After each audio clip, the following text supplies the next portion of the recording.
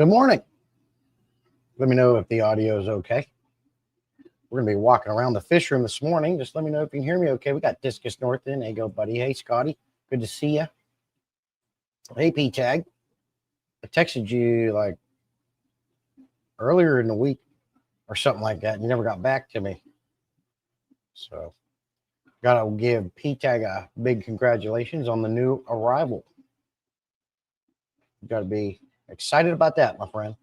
Hey, Peplin, good to see you. Congratulations to Peplin. Peplin and Foxy. We all know what went on there. You can hear me? Cool. So we're going to go around today and we're going to do some water changes. They're going to be a lower percent water change. As you can see, I got some evaporation. My last water change was on 9/11. 220 gallon longs up there, significantly low. The 29 over here beside me, super low.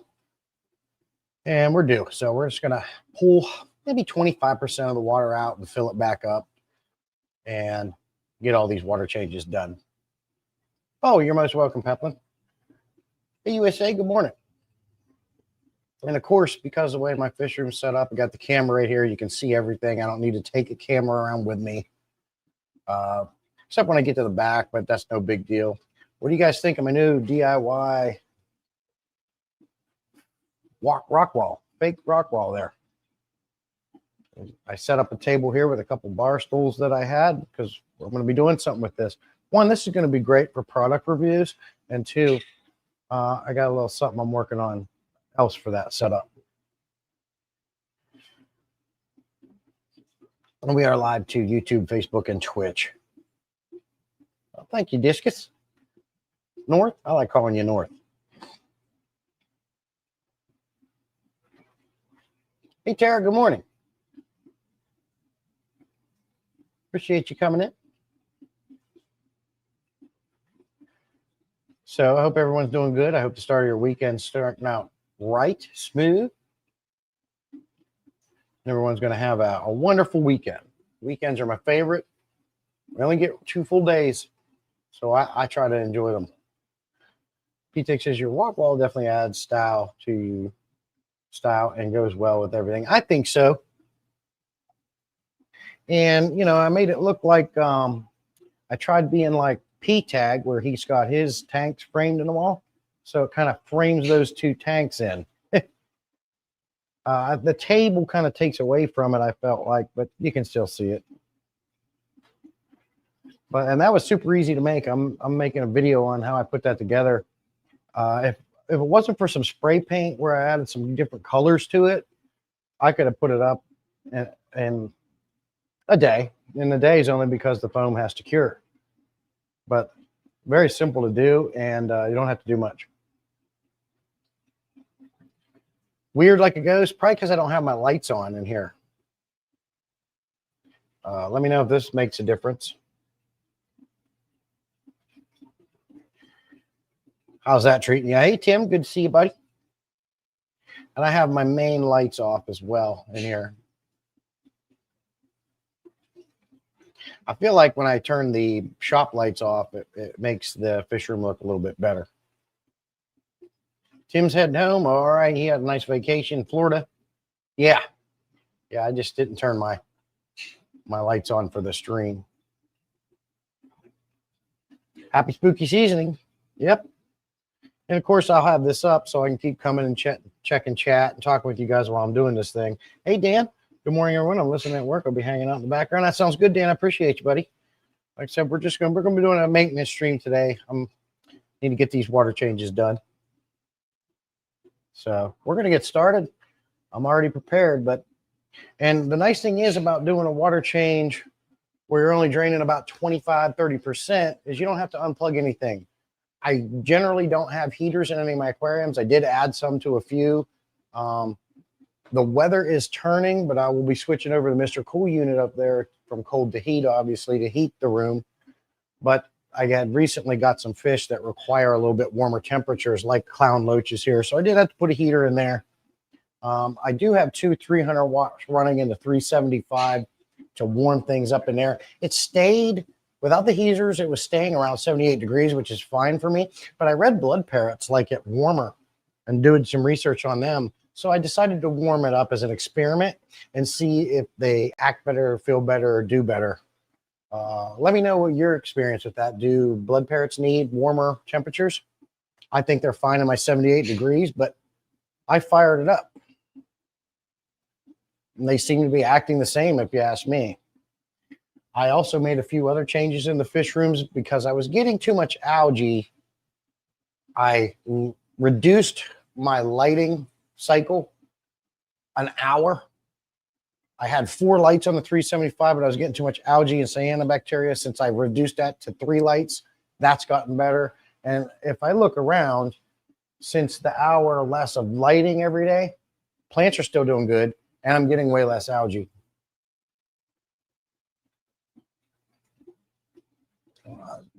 Dan says, I will say our fish went crazy today for their morning feeding when the lights went on, especially the tiger barbs and the skirt tetras. Oh, yeah. They was hungry, huh? Sounds good. Yeah, I just fed mine yesterday, and they were acting the same. I think they just want to eat all the time, in my experience. So let's get started on this. We're going to go ahead and send. As you guys know, I ran PVC around the room. I got a PVC system for air, and then I got a PV system for water. And that's something else we've got to talk about that's going to be getting installed, which is going to make my water changes even better. And I'll talk about that as I'm walking around, what I'm doing there. So right now, the garden hose is feeding this system. And it's there. All I got to do is turn a valve. It's going to fill this whole system up. And I got a faucet to each tank, which saves a ton of time. So literally all I have to do is drain out 25, 30%, throw the prime in, fill it, move to the next aquarium. I keep my parents 76, 77. That's what I thought, North. I was doing some research, and they're saying they like it warmer. They like it warmer. I got 2 blood parrots, a Jack Dempsey, a common pleco, and an Oscar in this aquarium. So I don't mind turning the temperature up because, you know, the warmer the temperature, right, you're going to keep ick at bay. Not that I've ever had a problem with ick. I've never had a problem with ick, I don't think. And I really don't have a lot of problems with fish disease. Now, I'm not going to sit here and say I've never had a problem with fish getting sick, because if someone says they never have, they're lying. It's going to happen. I've had mainly issues with eye cloud, fungus, and bloat. That's the main things I've ever had to battle. And I've always been able to take care of it for the most part. Sometimes I wasn't able to fix it. But for the most part, my fish are pretty healthy. I feed them a high quality food. I do my maintenance, and they're pretty healthy. And I'm a firm believer in less is best. The less you do, the better. Keep your hands out of the tanks. I only do my filter maintenance once a year. While I'm doing it, I lube the seals. I don't get leaks out of my canister filters like all these people talk about. I just don't understand it. I think it's a lack of maintenance that causes it. I'm not going to say a product can't fail, because it can. But for the most part, I do less in here, and my fish and my aquarium seem to do better with that mentality. Yeah, they do. They can tend to get more aggressive with higher heats. I agree, and I might be seeing that exact issue in here. So I may take them out because I don't like heaters. I hate running heaters. It's just one less thing to worry about. It's one less thing to suck down the electric bill. I'm probably going to unplug it and just let it be. Or no, I can't. That's right. The reason, clown loaches are a very slow growing fish. I got 4 of them. They're in this 55-gallon with the tiger barbs, and they school together with them. But the idea is to move those clown loaches to the 375 once they start getting too big for that tank. So I figured I'd get the heaters in there and get these fish used to warmer temperatures. So that's the other reason why I did that. I forgot about that. Hey, Cecil, good to see you, buddy. He's listening. College game day, but I appreciate you, Cecil. Hey, Jeff, good morning, buddy. Appreciate you coming in. But at any rate, I'll be watching chat. Let's get started. Yeah, I really like that setup. It does make the fish room look a lot better. It reminds me of like some of these, when I was in Pennsylvania, They're closing now, my sister told me, but there was a fish store called, I think it was Pets Fifth Avenue or something like that. Pets something. When you went into their fish room, it was a DIY cave. It looked like you were walking into a cave. And that's what that reminds me of a little bit. Like when you go into these fancy fish stores and they got things like that set up. Cecil coming in, a member for 13 months. Appreciate you, buddy. We need to get more members over here. So if you know anybody that likes humor and a little bit of stupidness, sprinkled with a little bit of education. Dan says, I only clean the pre-filter sponge on our HOB filters. I use foam and filter floss, and the rest of it, the pre-filter sponge is what clogs 90% of the time, restricts flow. Exactly, yeah. I'm trying to get away from hanging on the back filters myself, Dan. I don't like them. They're good for somebody who has a couple fish tanks, doesn't want to spend a ton of money on filtration. They'll get the job done for you. But by experience, hanging on the back filters constantly need maintenance. They're always overflowing. They're always clogging up. The impellers are always stopping, getting roots from plants in it, whatever the case may be. And I don't like the way they look on my tanks. I like my tank tops to be free. I'm still running some hang on the back filters, but I am mostly canister filters. If I can get, I only need one more canister filter, and my entire fish room will be all canister filters apart from the small 20-gallon longs up there, which, by the way, the polar blue tiger parrot had babies with the convict. They've had it before, but they ate the eggs. But this time they realized, hey, we're not supposed to do that. So now I've got tiger, polar parrot, and convict baby swimming around up there. Now, if anybody knows about the tiger polar parrot fish, they are a mix already with convicts. So, but it'll be neat. I hope I do get more like that parrotfish up there because they are pretty. Hey, Just Stu, good to see you. Appreciate you coming in. I have Mirandas outside during the summer. They're cold up here. Yeah, I had some Mirandas. I've had some Mirandas over the years. Goldfish or a fish of their own, man. Do some research on them. I got some videos out on them. They're something else. Oh, I don't have the Aquatic News Network premiere linked again. I've been kind of out of it lately, doing some work around the house. It says, I have only 4 tanks, so hang on the back works great. If I had a rack or more, I would probably go for an air system or canister. Yeah, I do have the Fluke 207 canisters. Yeah, very cool. I get you. Teach their own. I'm not saying they're garbage. You might see me joke around on live streams about it, but they do their job. And I've used many, and I'm still using some now. And I also have this whole fish room plumbed for a central air system, which is ran by the Gemco LPH80, and I have the Higer backup one over there in case it fails. I'm still good to go. So I have all the options in a fish room you can pretty much have except for sumps. I don't like sumps, but I've got the air, I got the sponge filters, I've got all the canister filters, and we're rocking and rolling around here. What I like about having multiple setups is if, let's say, the power goes out and I'm running the house on a generator, the least load you can put on that generator, the best. So in a power outage, you're going to shut all the breakers off, flip on that generator breaker, and only turn on what you need. Fridge, maybe some fans. I can run my AC unit off of it too. But the less load you can put on a generator, the better, because you're not going to use as much gas, all these things. So in the case of a long power outage, I can unplug all the canister filters and literally run just my sponge filters for air movement, and they'll be good. So, you know, I think ahead. My channel's about efficiency and doing things just like this. So I'm set up for pretty much anything that comes my way. I'm not a fan of them battery backups. Some of them are super expensive. I feel like if you're going to buy a battery backup, you may as well get a generator. Put that money towards a generator because you need to power your house anyways. And put some sponge filters and air stone in each tank, and you're good to go. Polar blue parrotfish are mixed with Honduras red tip convex tips, not convex. Oh, okay. Are mixed with the, okay, I didn't know that. So maybe I'll get quite a interesting mix, North. I thought it was just regular convex. Appreciate that information. let's get started. I can talk to you as we go. There's my big Pleco out. What's up, buddy?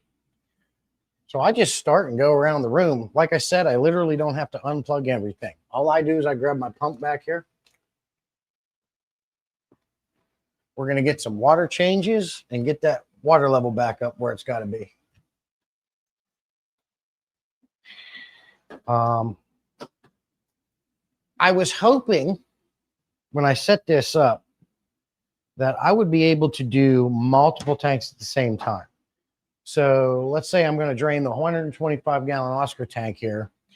While it's filling, I'm draining another one, and that is what I do. But with the system here, I don't have enough pressure. The way I have this room plumbed for the water, I can't multi-fill tanks. There is a few in here I can multi-fill at the same time, but it doesn't all work. So let's go ahead and start draining this 125-gallon Oscar tank. We're draining. There's no heaters in here, and I'm not going to drop below the intake of the canister filter, so I do not need to worry about unplugging anything. While it's draining, I can sit here and talk. Because I have the whole Fishroom plumb ready to go and a faucet at each tank, I don't have to worry about taking a line, getting that ready, tripping on that, being in the way. It's a very efficient setup. Jody, Mother effing P's in. Good to see you. Whip's in. Good to see you guys. John's in. Hey, buddy. Can't stay for it all, but I'm here. And I appreciate you, John. That's all good, man. Life first. Hey, Roy. Appreciate you coming in. North says, I have the same mix of babies right now. 2-month-old look like red tips with a parrot face. Okay, that's interesting. That'll be cool. I'll have a different kind of fish, looking fish in the fish room. Hey, Debs, good to see you. Appreciate you coming in. Longer body parrot face. Okay, that'll be fun. And, I'm feeding them the crushed up Northwind flakes, all the different versions, and they eat that. That's what I grew my other convict babies up with.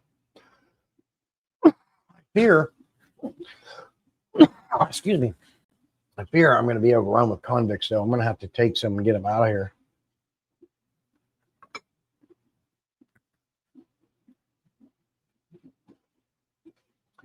Scotty's been making rounds and checking the feeding tanks. Okay. Well, certainly the Tropical Fish Company has to be getting really close to opening up shop. It is October. Where are you at with that, Jody P?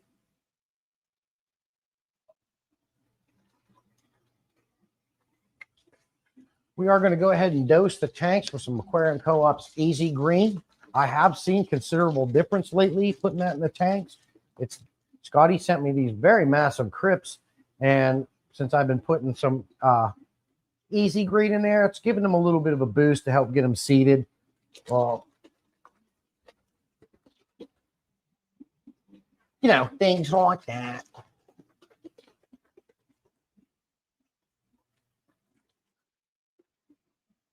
I am friends. I am back in the circle with our Quaker parrot next door. I've told you the story about that. She hates me. She loves me. She hates me. She's loving me this morning. We're friends again. I skeets. Yeah, it's a good girl. We're getting closer every day. Very cool. See, I like this setup. Doing maintenance in here with the way I've made it more efficient and how the camera set up where you guys can already see everything. And I can just walk around and talk to you guys. It makes it so much easier. North is feeding my baby discus some stuff too. Works. Some crushed up old food dust. Yeah, exactly. That's all I do. I crush it up I grind it up in my coffee grinder, North. And I do the mix of pellets and I do a mix of all the flakes. And I put it in there and they love it. I mean, these guys grew up on it in here and they're doing fantastic. So I don't fall in the trap of you got to get specific foods. Now, I wouldn't mind having some of that, the brine shrimp, and doing that. I know that's going to be a much more nutritious situation for them. And it's good to vary their diet. So that's one thing I am looking into, getting some of that brine shrimp for them. I know I can go get the omega-1 frozen baby brine shrimp. But I don't know, maybe you breeders can tell me, is that as good as getting the actual stuff you guys cultivate? Right now, this tank is drained about 25%. We'll go a little bit more for these big boys. And of course, I did come around the time where I had to do canister filter maintenance. It's been a year, a little over a year. I've got 1, 2, 3, 4 of them completed. That is cleaned and seals lubed. I do have some more to do, but you can't beat that. Yearly maintenance on a canister filter, easy peasy. Hey, Webb, it's good to see you, buddy. Appreciate you coming in. Always good to see you. Our friend from the UK. Dan says we use a mix of fluval bug bites and Northland pellets. We have a mortar and pestle we use to crust them. Oh, I know what you're talking about. That little bowl with the thing going. I got you. I got the coffee grinder up there. I just use that. Dan Ingles over there, he's putting together a delicious herb recipe using that mortar and pestle crusher, looking like a professional over there. Then you got me coming in just grinding it up in a coffee grinder, making me look bad, man. That's enough. And once I get around the corner here, you guys will be able to see the fill process.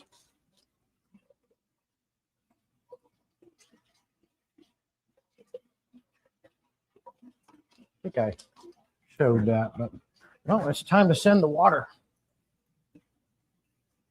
I turn it on slow because when I put this system together, I did wind up with 4 leaks that I've got to cut and fix. But they're very slow leaks, so I don't get excited about it.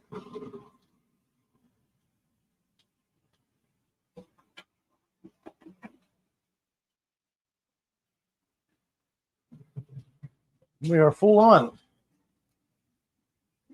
And the tank is filling. I don't have to hold anything, use a Python hook, nothing. It's filling. Make sure you guys go over to M&C. I think I just got a notification. I'll double check it. But he's going to be doing an awesome live stream. I think it's October 9th. He's got some really cool people coming on there. Ed Moats and others.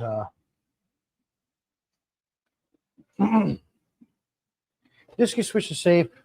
Had no issues, much cheaper. Yeah, I thought about that too, Dor. What did Scotty say? I think I missed something. Jesse, have you thought about using CChem Safe? Oh, okay. In the long run, it will save you money. Yes, I have thought about that. And I need to get some and just do it.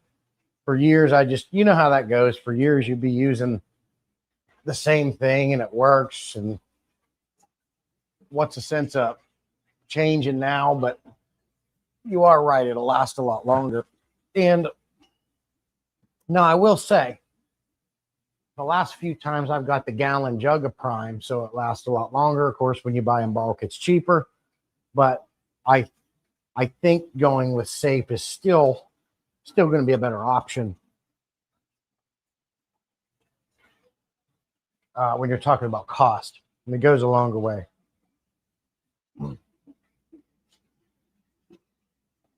So while this 125-gallon Oscar tank's filling up, we're going to go ahead and get this pump in the 65-gallon convict tank.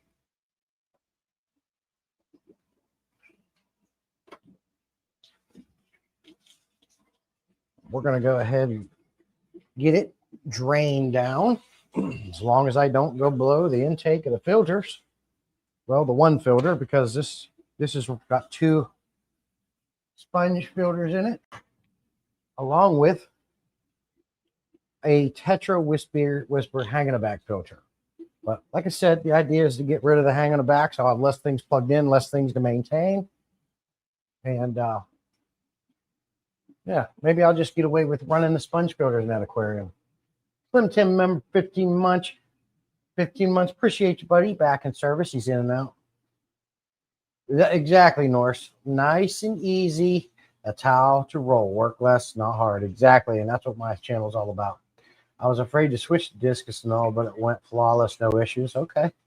Hey, Mel, good to see you. Appreciate you coming in. Everybody's working and lurking. Everybody, you guys are on live streams during the week. Everybody's live stream. It don't matter what time. You guys are there. You're dedicated. You're amazing people. Well, that's when I'm working. I can't hardly be on that stuff. I'll pop in, say hello. And then I'm available Saturday and you guys are working. It's like, we got to get on the same schedule here. What's up? You guys got to get on my schedule. You guys aren't allowed to work on Saturdays anymore. You can tell your bosses I said that. No such thing as too many fish or aquariums. If I missed any, here we go. Ed Mitchell Brooming Greg Sage, if I'm not mistaken, a gathering of the greats. Yes, it's going to be cool. So you're not going to want to miss that.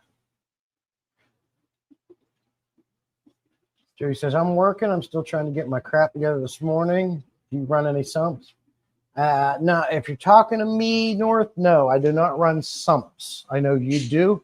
I know all the perks of having a sump, but I am just not a fan of sumps. I like my canister filters, sir.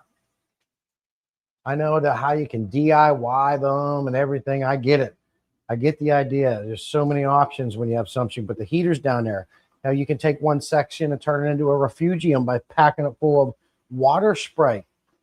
Lots of cool options when you have sumps. And let's face it, with a sump, you're adding more volume of water to your aquarium. Therefore, let's say you have a 125-gallon aquarium, but you down below, let's say, for example, you've got a 40-gallon breeder aquarium that you use as a sump.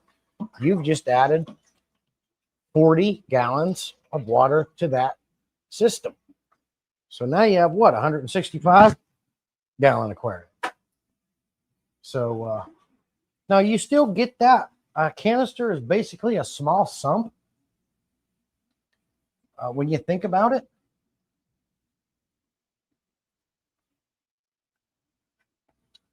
And an FX6 is basically a 5-gallon bucket of water. So on all my systems, once you fill up an aquarium with your sand and all your decor and substrates and all these things, you lose gallons. So let's say you have this 65-gallon aquarium here. By the time you fill it up, you might have 59, 60 gallons of water in it. If you have a canister filter down there at the bottom, you're kind of gaining that back, what you lost. It might not be on the level of a sump, but it's still something.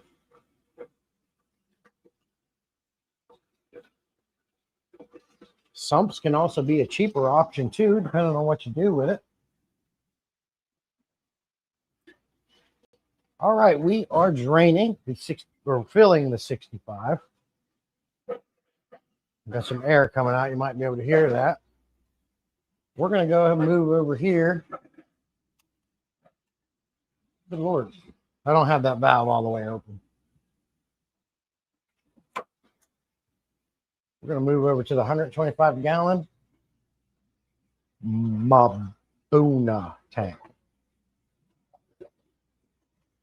And they are busting out some babies. Again, it's what they do. Mabuna, they can be just as bad as the convicts.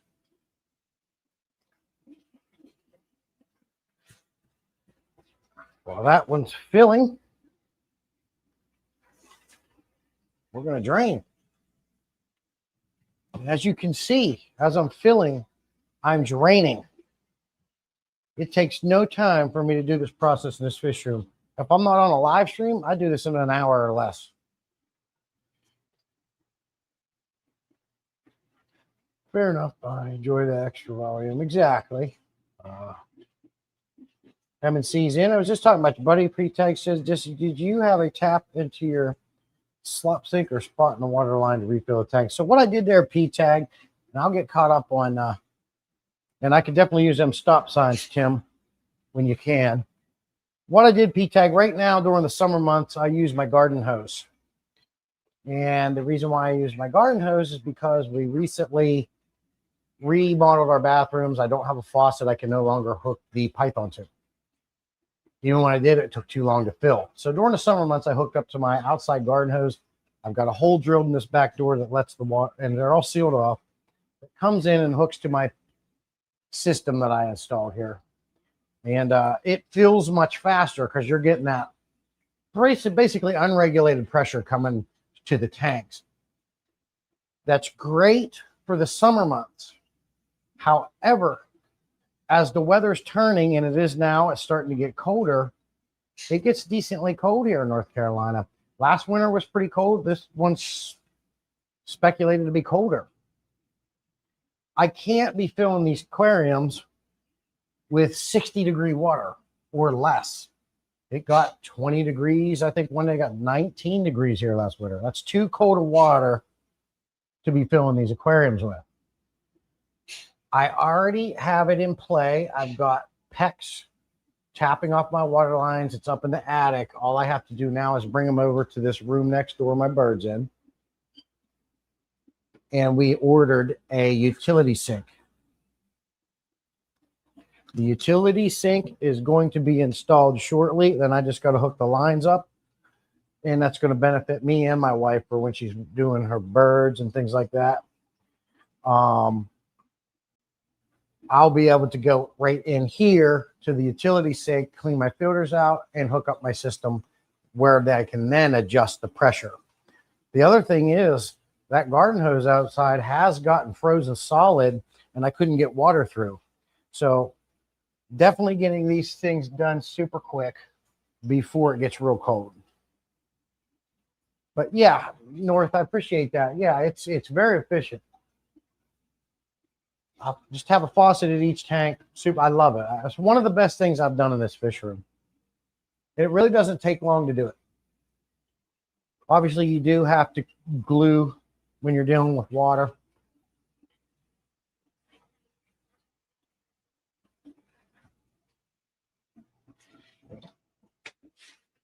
And that'll be enough there. Another thing I like about draining just smaller amounts and doing water changes more often is what you see, you know, when the water line is below your filter outlet, you can see how they're running. You can really check that flow.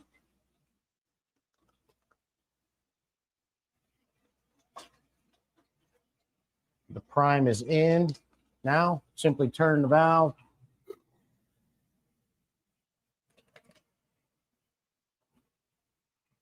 And we're filling. And I'm working my way towards you. Next, we're going to get these two tanks. Probably go with this one first, this 105. Now, maybe you guys can give me suggestions. Since I took the blood parrots out of this tank and they got into the 375, and the pleco was also in here.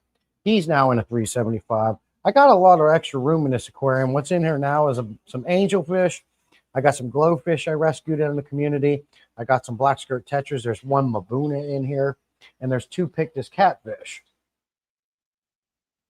I didn't get any more fish just in case something didn't work out with them guys in that 375. I could put them right back in where they came from. So I'm kind of still monitoring that, waiting for that situation. And if everything turns out decent,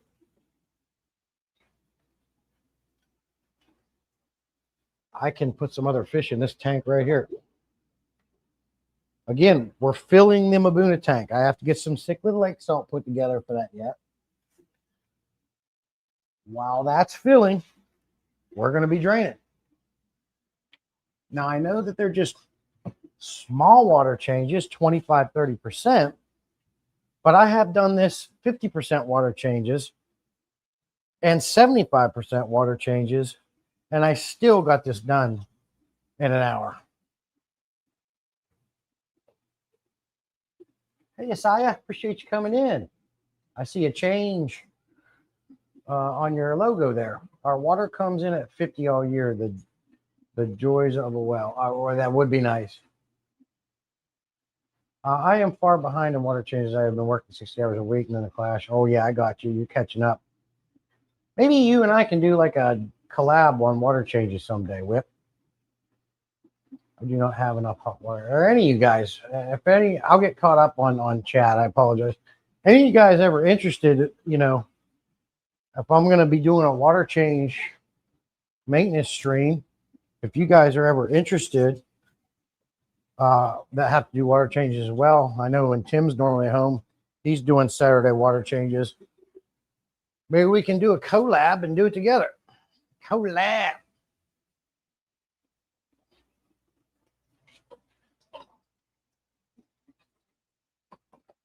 Let me get some Cichlid lake salt mixed up here.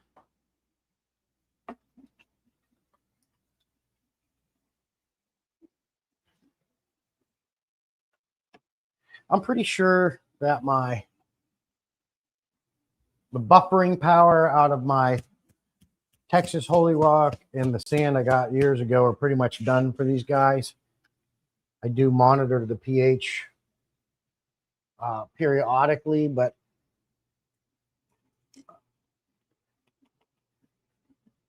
three-quarters of a teaspoon for every 10 gallons. So that's 10, 20. We'll go with that. Always remember when you're dealing with salt, salt doesn't go away. Once it's in your aquarium, it's there. So if you're only doing a 20 or 30% water change, you only put that much salt in. Do not dose for the entire contents of the tank.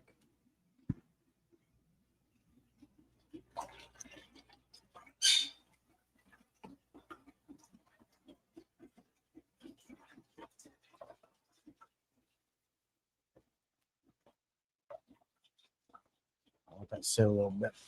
Now I do have some hanging back filters over here running. AquaClear 110, two of them there, just because I had to get some extra filtration for this tank because there was way too many Mbuna in here, and the water will get yellowy and nasty with just the FX6 alone. I do have pre-filters. I went to the Aquarium Co-op pre-filter sponges. They do last a lot longer. The top pin ones I had to clean every week. These ones are going 3 weeks, but I also want to bust open the canister filter because they are a lot more coarse. They're going to let more sand get through. So if that's the case, the Aquarium Co-op pre-filter sponges are out of here. John says, I'm working for my auto change system since I work so much, but there's always hiccups in temperature versus pressure. Exactly. And whip can teach you how to overflow a tank. I got you on that. I've never done that. I have never overflowed a tank. It's been close, but I have never, ever overflowed a tank. That's something I'm very proud of. October 19th is the date for the Greg Sage stream, Jesse. 19th. I said 9th. I meant 19th. I got you, M&C. Cool whip, because I want the parameters. Our water. Okay. But do you do it while live streaming so anyone watching can see it happen in real time? That's good on this tank. Like I said, I took 3 very big fish out of this tank. The load's not as big. There's really no need to do a big water change in this aquarium anymore. So this here is probably about 25%. What the hell? That scared the shit out of me. I thought, damn, some kind of creepy crawly beast got up on me. Literally turning around after draining that tank and putting the pump in this 75 gallon to plug it in. You see how simple this is. Throw in the prime.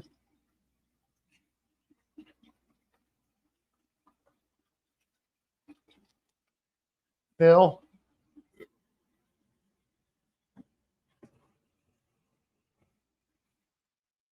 Fill. Plug in the pump.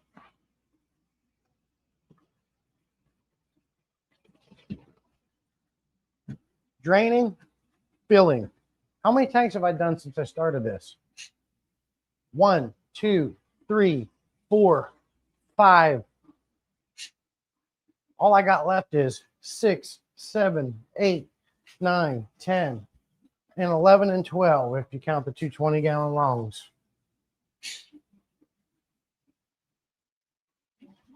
What's it been? 20 minutes? 5 tanks almost done?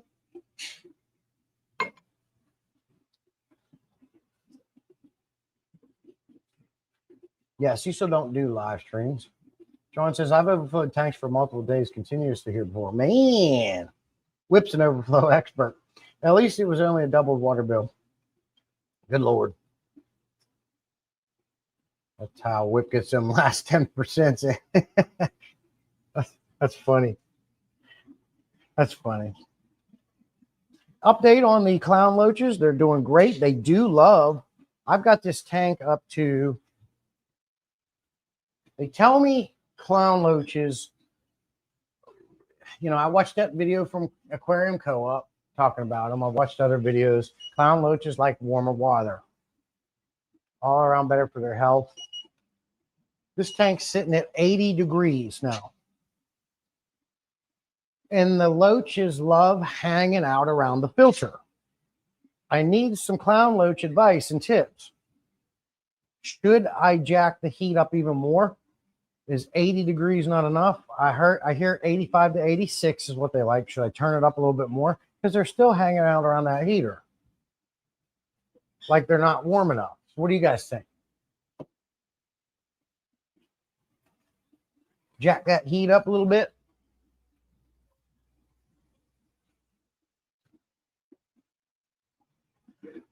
Eventually, I will be going to all my DIY pendant lighting on the analog timers. I love that setup. When these fluval aqua skies die and every other LED light dies, they're out of here. I'm already prepared with chains hanging down. I got more spotlights to put up. I'm going to have all off the aquarium pendant LED lighting on all these tanks. I hate crap on my aquariums. I think they look better without it. They don't get in the way. It's a lot cheaper, and you can get different bulbs for whatever you like. Some of them you can flip a switch for the K values. Let me know your thoughts on them clown loaches. Cecil just says, turn it up and find out. Why don't you? Maybe I will. Maybe I will.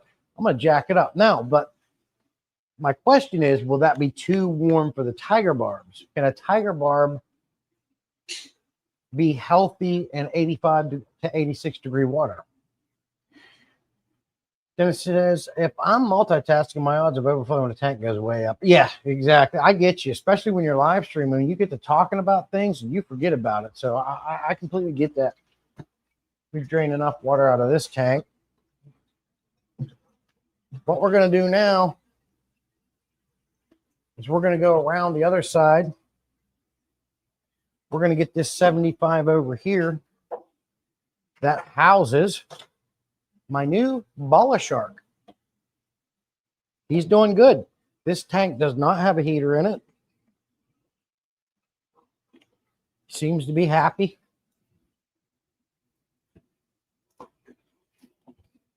You know, Whip, you're down in the basement. I'm in my garage. The nice thing about overflowing an aquarium, no big deal. When my tanks were in the house, I always had to worry about that stuff. Out here, no big deal. What is this thing doing? This is why I don't like hanging the backs. Oh, that's my air stone sticking up, throwing water on top of my lid.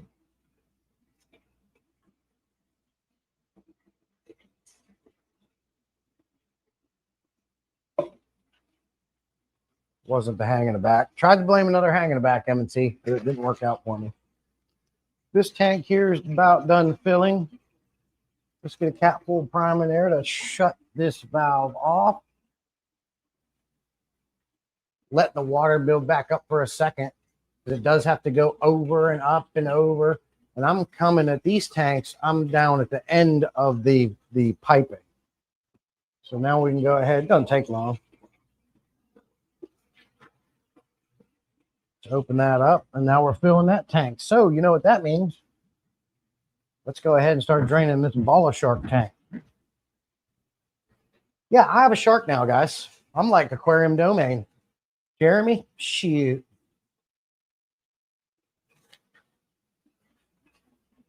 Yeah, I'm on the level of Aquarium Domain, guys. I got a Bala Shark. How about no? That's a big bunch of nope.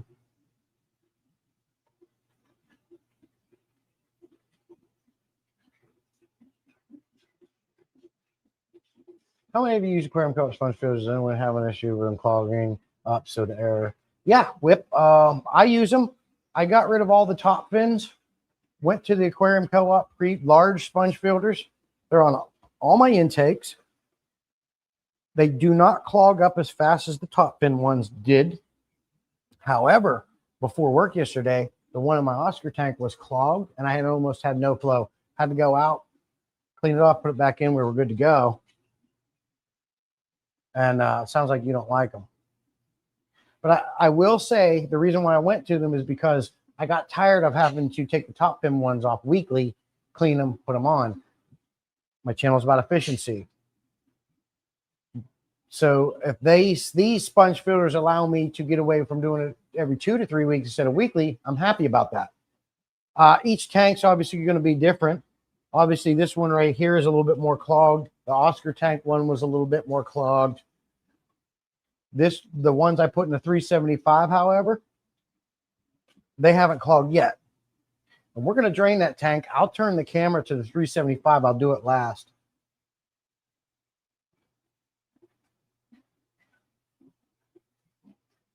John says, are they hanging with the heater for heat or the tight space? They like to get in tight spaces too. Yeah, loaches are that way. I get that. I don't know because this tank is absolutely packed full of plants. There's lots of little hidey holes. So I wouldn't think it's that, John. They're literally sitting back there on top of the heater. They look great. No problems. But I would say they're just enjoying the heat at this point.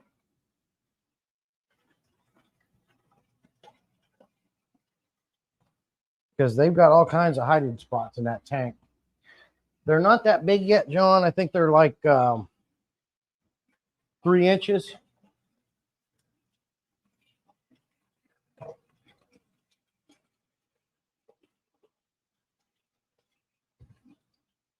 Go ahead and put the pump over here in this 55 gallon.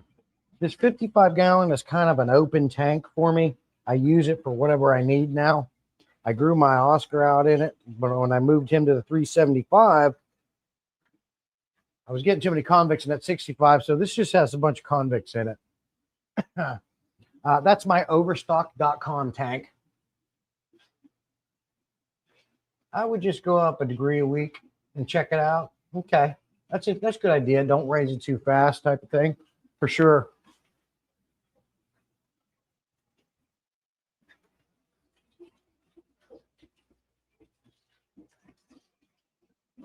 And this tank's filled. Now, let's fill this one.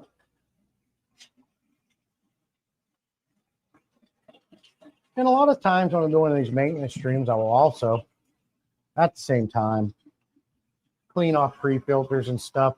But because I went to the co-op pre-filters, they don't need it. Now, I do have some hang in the back filters that could use some pre-filter cleaning. But again, the idea is to get rid of the dang hang in the back filters. They require too much maintenance than I like. I also need to scrub some algae off the underside of some lids.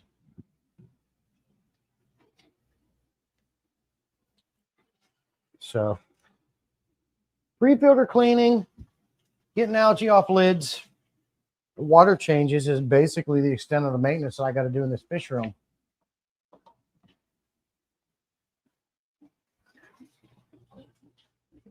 I'm seriously considering just topping these 20 gallons off because there's quite a bit missing. But for a 20 gallon, I wouldn't know if that's not, I wouldn't say that's quite 25%, but it's pretty close. Might be able to just go ahead and do a top off. The ball of shark tank is filling. The 55 gallon is draining. I just remove them now and replace them with an air stone.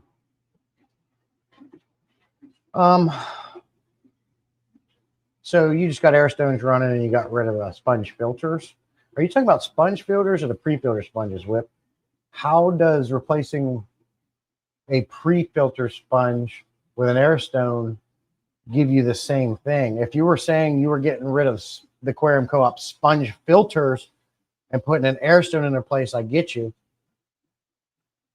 Dennis says, yep, that's why there is no more air-driven sponge filters in my fish den. Whip, I switched back to the air stones. I'm doing air stones with a central air system just because I like having the option. We talked about that a little bit ago. I love having different options available in my fish room for whatever situation. Having cycled sponge filters around are fantastic for cycling QT tanks, cycling a new tank, just straight up adding. I mean, I guess you got to look at it different ways. Because I got air stones running too, Whip. But you got to look at it like this. If you're going to run an air stone just for some movement and flow, why not make it a sponge filter? Now you're getting movement and flow, but also additional filtration. And you also have a cycled sponge filter there to do whatever you might need. Cycle a quarantine tank real quick. Start a new aquarium. Maybe give to a friend to help them start. That's what I did with my sister when she started her 20-gallon. I was able to give her a nice seasoned sponge filter to help start her aquarium. She had nitrates in what, Tara? 3 days? Usually it's the same day or the next morning, but because her water's so hard, it had to fight for the right to party. That one's done. Let's add the prime. Let's fill.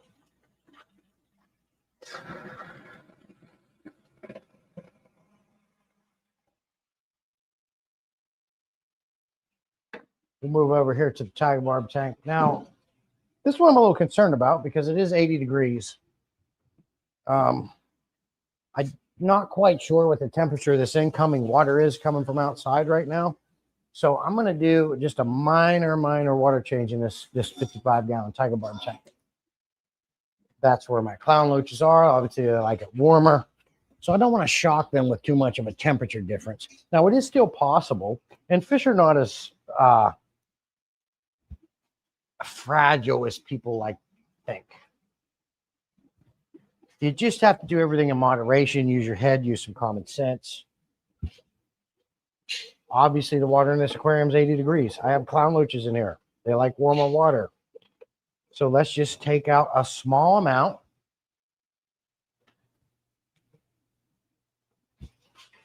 I already have some evaporation, so I've lost, I don't know, I'd say 5% of the water already.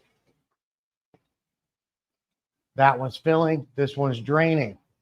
Once this tank's done, I've literally only got the 29-gallon jungle tank, this 375, and those 220 gallons. Has it been an hour since I started?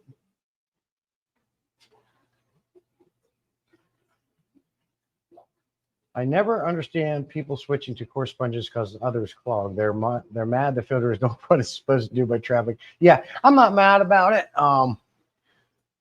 It's just more about efficiency for me. They are doing their job. And you're 100% right in what you say there, John, for sure.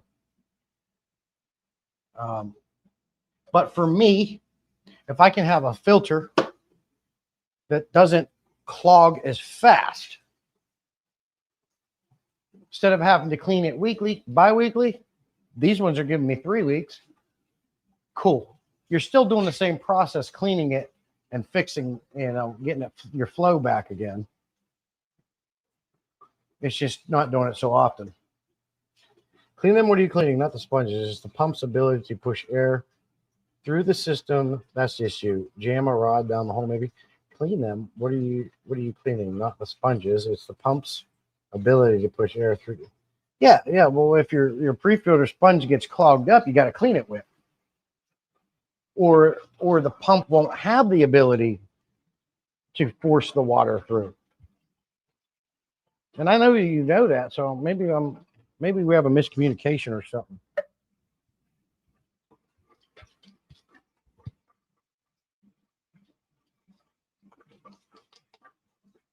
Now with this tank here, I was unable to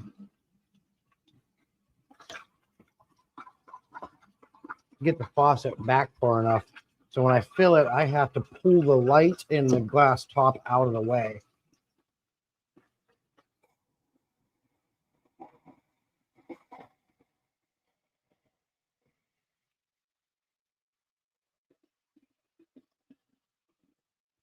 To fill it. I'm not going to drain a tank right now. I'm just going to wait till this one fills up.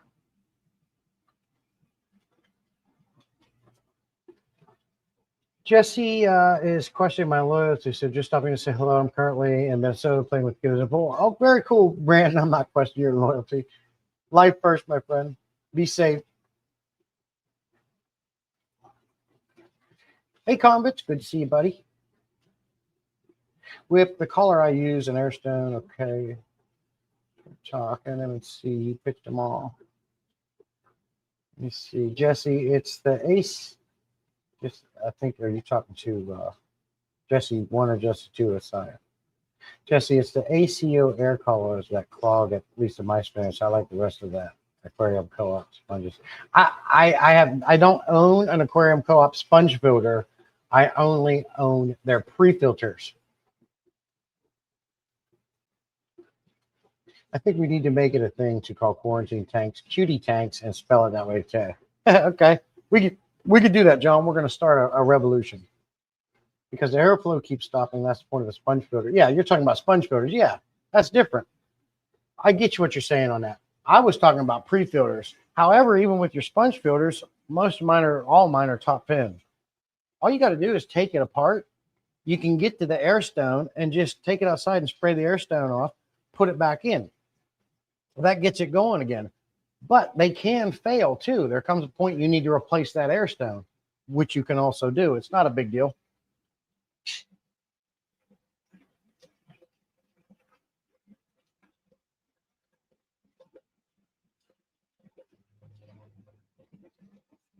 But what I'm talking about is pre-filters, not the aquarium co-op. I don't have any aquarium co-ops. Sponge filters, I have their pre-filters.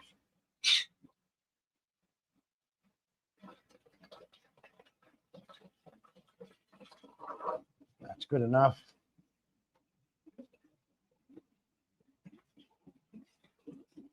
And done. I think what we'll do now, I'm just going to top this 29-gallon off because it's packed full of plants. It's like a jungle, and there's a very low stocking in here.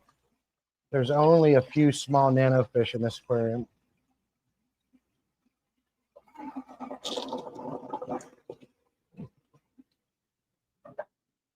No, I'll probably do the same for these guys up here. So after this 29 fills up, I'm going to try to turn the camera so you can get a better view of the 375. We're going to go ahead and do the water change in it. So what I can do is get this lid off. Now, the temperature in this aquarium is about 86 degrees. Love having a table here as a workbench, by the way.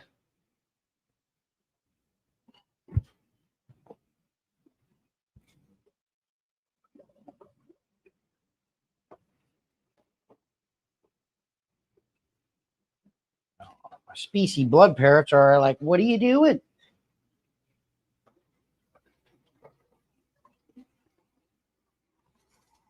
Go ahead, let's fill this beast up. Let's go. I got some ember tetras in here, neon tetras, longfin danio, rasporas.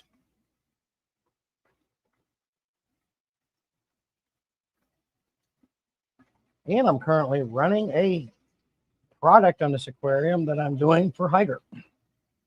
So stay tuned for a Higer review on a new filter. It is a filter, I'll tell you that much.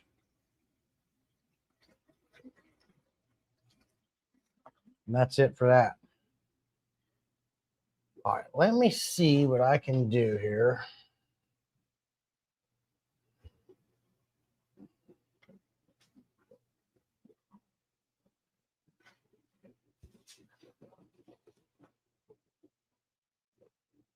Excuse me while I move you around a little bit.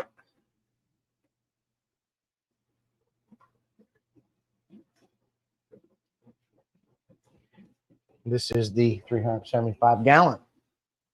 And let me know if the audio is still good. You guys can hear me all right.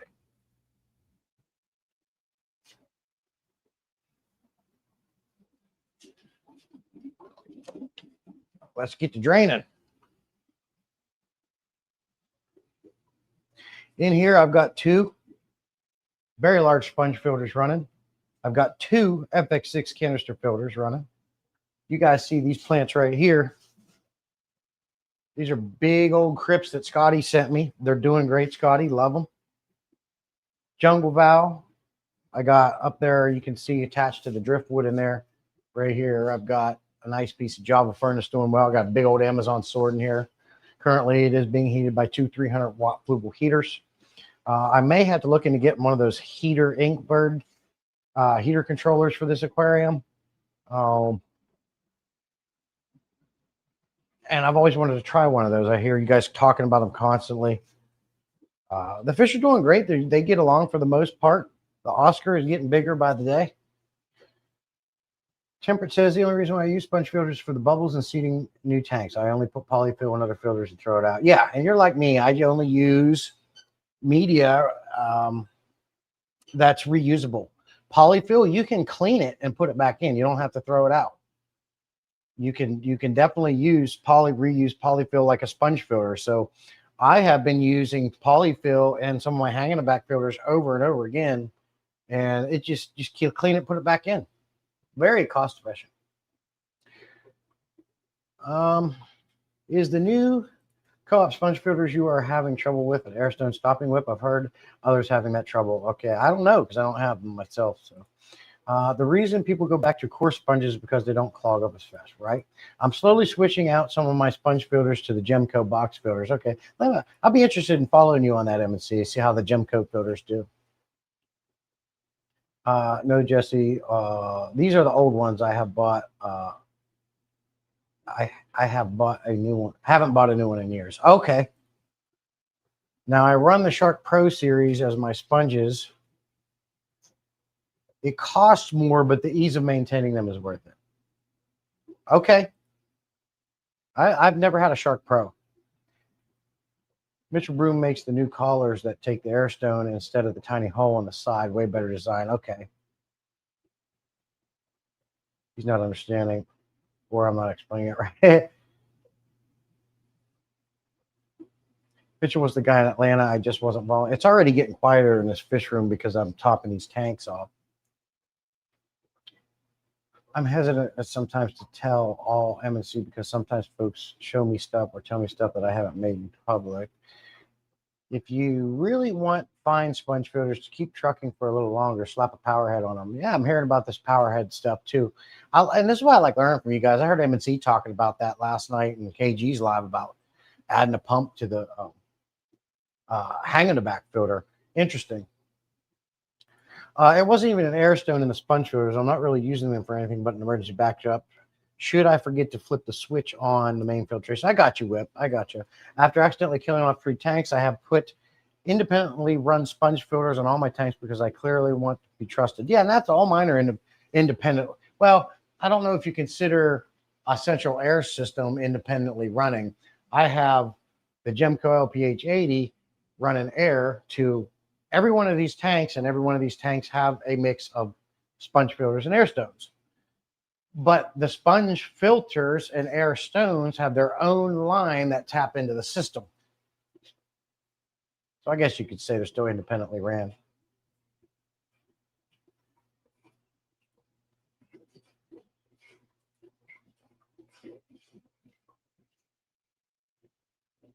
They are a good backup with Asaya, says definitely. That's why I'm running both systems. I got all the filtrations except for sumps in here, as I was discussing earlier.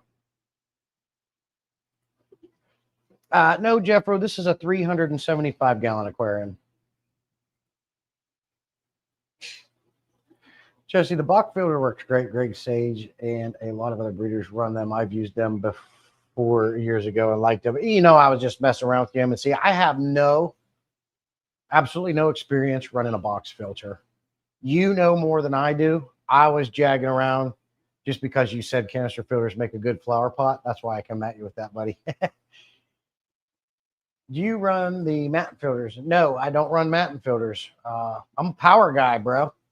Bruh.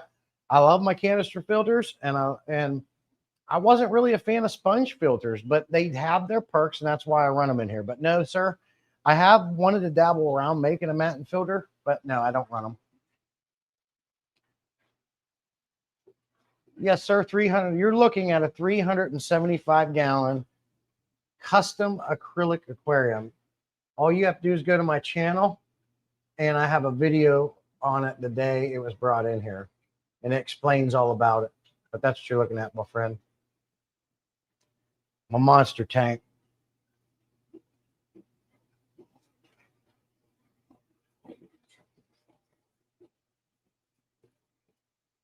Yeah, I think Mike likes to stick it old school. I ran matte in this one tank that worked great, but they make a huge mess when you clean them. Right, and then how do you contain that? How do you contain that mess? Oh, I forgot I've got this dang power head just running in here. This one's sucking air. Gotta unplug that.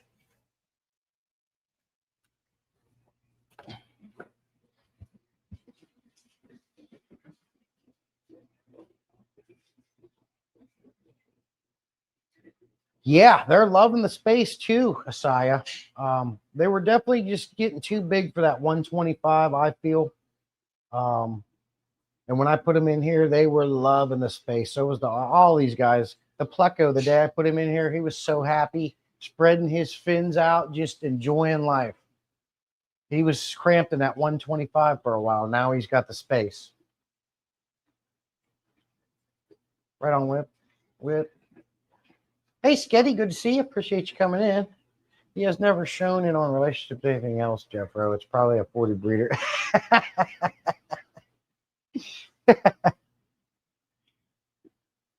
Now I got to make a video with a tape measure on it.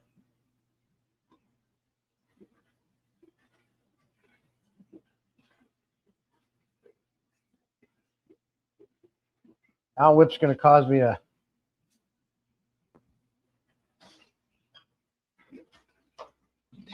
I do have another power head in the back here.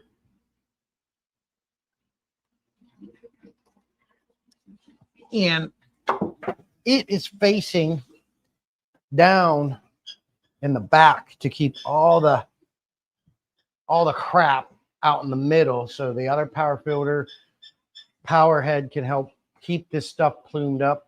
I'm adjusting it, but I think I've got a pretty decent setup with these two power heads to help keep this tank clean. Now, I do have the Dempsey chasing the parrots at times and the other fish, but I will say by far the most spicy fish I have in this aquarium is my blood parrots. Now, you guys see this Dempsey here, right? His name is Mark Powell. That's Pyle. Yep, this is Mark Pyle. I told Pyle I'm going to name my Dempsey Mark Pyle. If I ever get a really long finned fish in here of some sort, I'm going to name him Whip.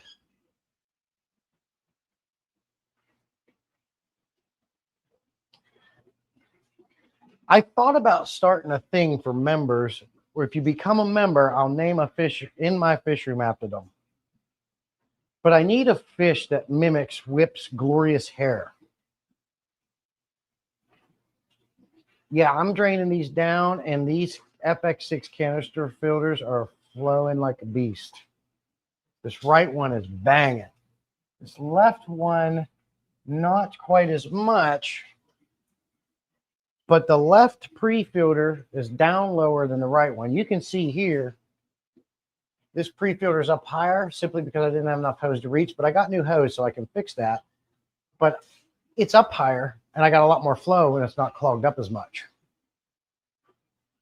But I'm pretty sure the flow in the left one is because that pre-filter is clogged. Well, I would say we've drained about 15, maybe 20% of this water. And we talk about a 375-gallon aquarium. It's a pretty decent amount of water. So we're going to have to stop this and fill it. I don't know. Maybe I'll go a little bit longer. I'm not against doing a big water change in this aquarium. It's been a while since I've done a water change in this tank. And I got big fish in here that produce a lot of waste. So we'll do a big one. I knew this one was going to take the longest. Thank you, Scotty. Yeah, I want some of those, Dennis. That's one of my bucket list fish. And I want to get some of those. Maybe so, Emmett. Yeah, I need suggestions. Well, keep in mind, I'm going to be having 4 clown loaches going in this aquarium and that ball of shark I'm growing out.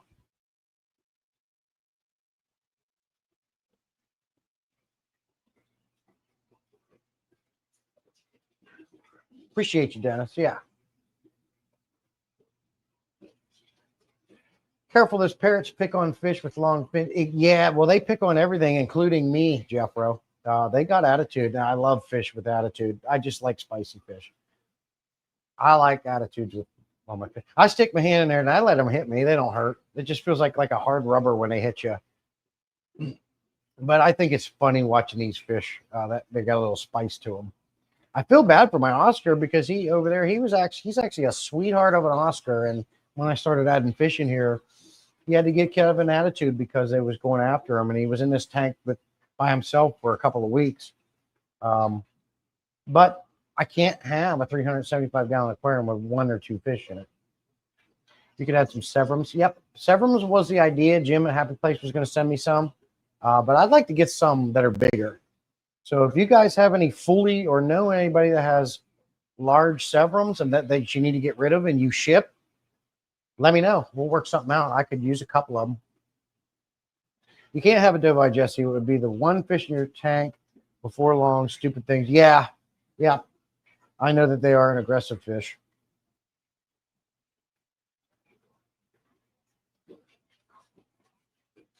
Yeah, I hate a noisy fish room too. And mine's pretty dang quiet. Especially once you do these water changes and get that water level back up, super quiet.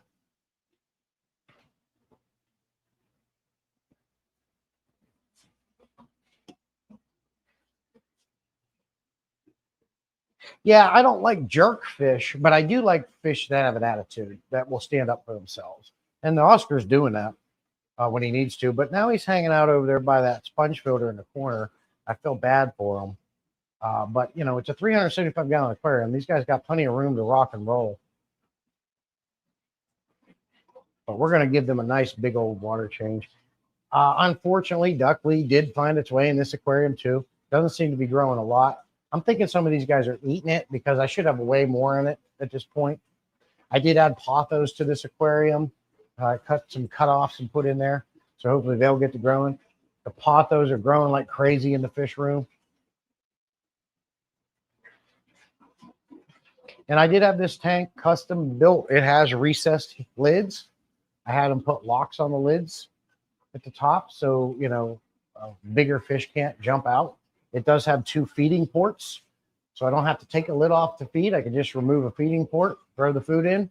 And I had him drill some extra smaller holes in the back because I told him about my PVC setup in here for filling tanks. And he drilled them perfect. You guys can check that video out. It's on my channel. It shows this tank being built. It shows it being delivered and set up all in one shot.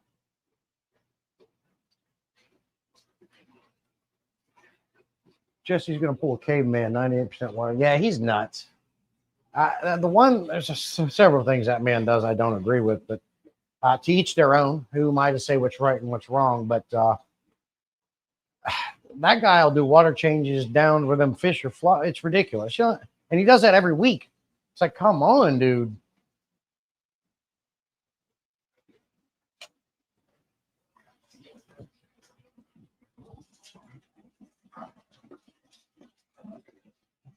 I wanted to get a 400-gallon, but it would have been like another $1,500 or $1,700 to do that.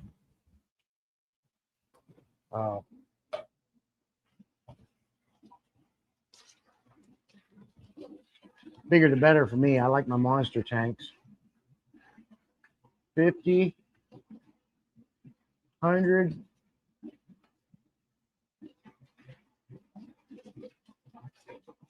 200, 250. There. Bigger the tank, the more products needed. And my dang ladder is not in here. Well, if I die doing this, guys, just know that I'm going to need you guys to come here and go fish shopping and tank shopping, because if I die, my wife can't handle all these. I'm on a 3-legged stool to reach this valve. Let's fill it.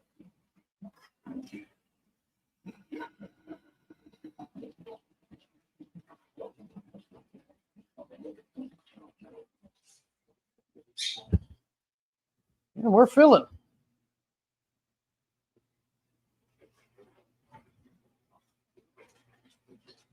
Hi.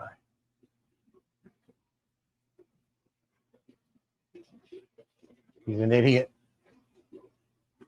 He's Mr. Seachem. Yeah, Caveman, I like. I'm not going to say I don't like him. I like him. I think he can be funny. I like his humor. Love his fish. Love his fish room. But he has become just basically a large salesman for Seachem. But because of that, he gets hooked up with some. He had that whole tank, that 450 gallon when he got it. It got escaped by a professional, free of charge. He gets a lot of free, really expensive stuff for his fish room. But what are you doing to get that stuff? You're selling your soul. Would I love Fluval to come in here and sponsor me? Yes. I've been trying for years to get them to just let me get my foot in the door. Fluval is probably my favorite company with most things. I've emailed them multiple times and never really get back to me. But I'm going to keep trying. Seachem, I'd love to get in with Seachem, one thing you can't deny, he's done a good job for himself. But he's become a salesman, and he's pushing stuff to promote them products, where we all know that a lot of these things you just don't have to do. Yeah, Caveman does huge water changes, but his fish do look really good. Yeah, his fish do look good. They're always geos, anything from passive to spicy. They have to rock up your plants a bit too. Yeah, that's true, temperate. Jeff does 90 to 50%. I change 50% of water on all my aquariums once a week, and they're fine. Yeah, I don't really go anymore. Now, I have done 70s, big, large water changes, but I don't try to replace the entire volume of my tanks. I just don't. I don't see the value in it. The larger water change you do, the more nitrates you're going to get out and the more fresh water you're going to put in. I get it. But I've been doing 50% water changes. I've done 25. I've done 75.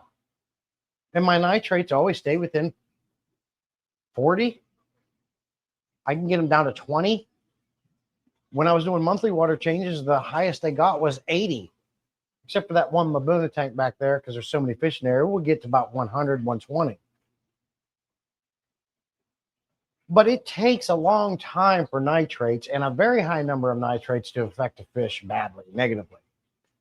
Nitrates, you don't want them. They're going to be there, but they're going to be okay. So I don't really see the point of doing weekly 90% water changes myself.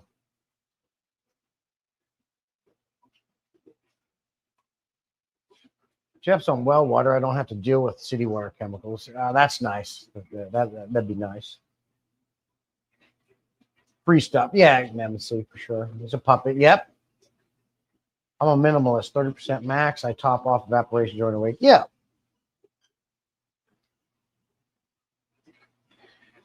But to be fair, Jesse, I haven't tried many Seachem products that didn't work exactly as advertised. Yeah, Jeff, bro, I'm a Seachem guy.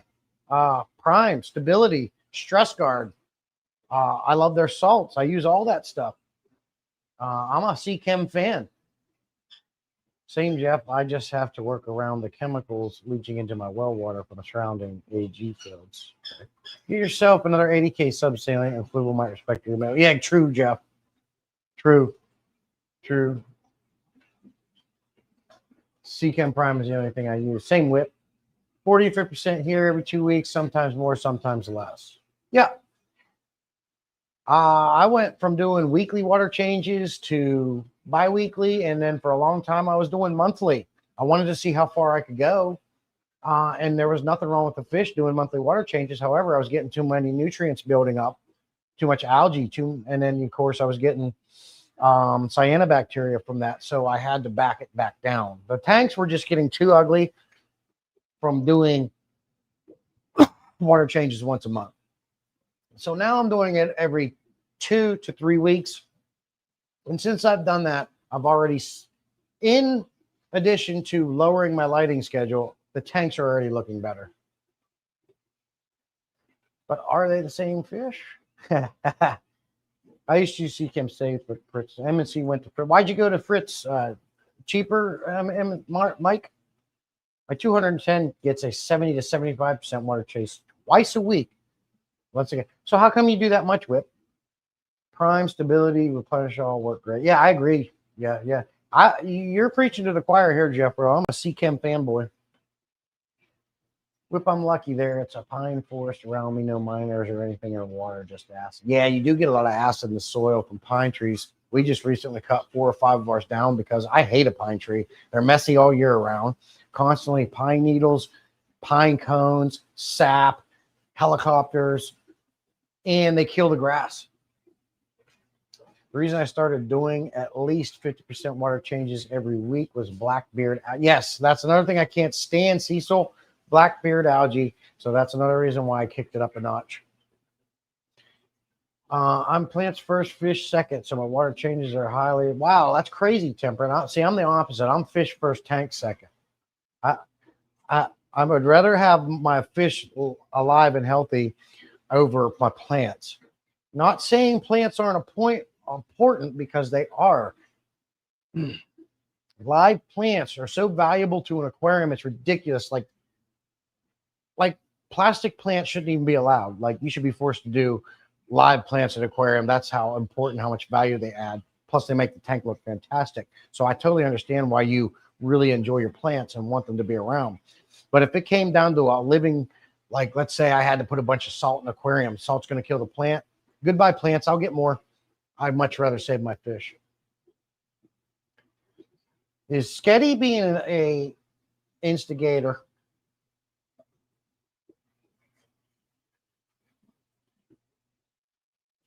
Hey, Bob Bravo, are you breeding something with? Why that often? My nitrates are a tap are often so high. They test blood red. Okay. My local fish store won't carry C-Chem anymore. Picked up Fritz. I use it. I like it. Why do you like it better, John? Mike?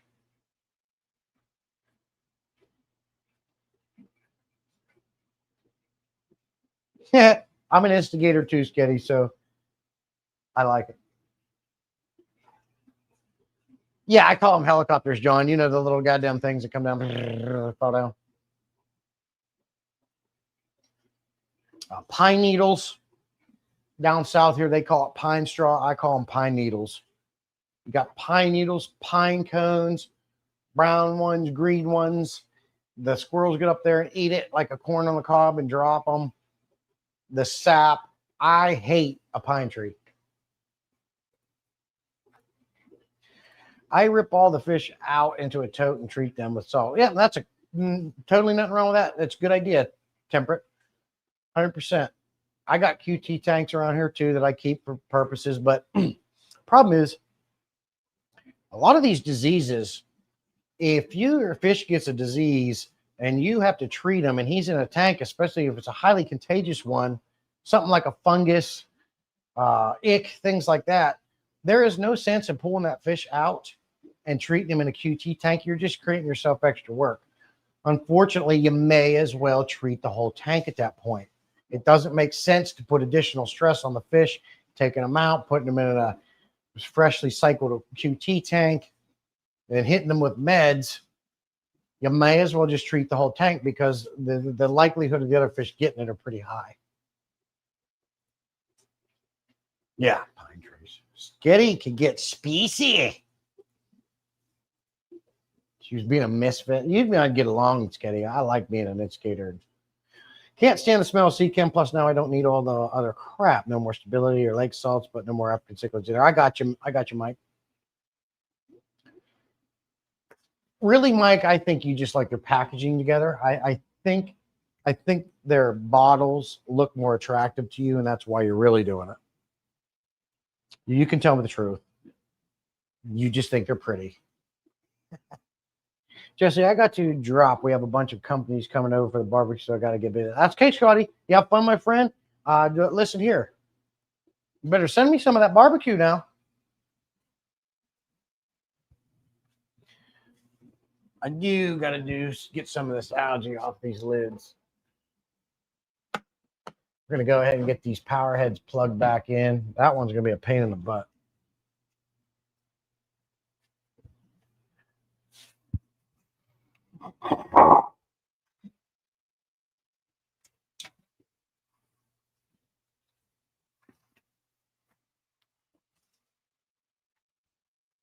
We are feeling, you guys got to excuse me for a minute. I have to go outside by the back tree there. Whoops.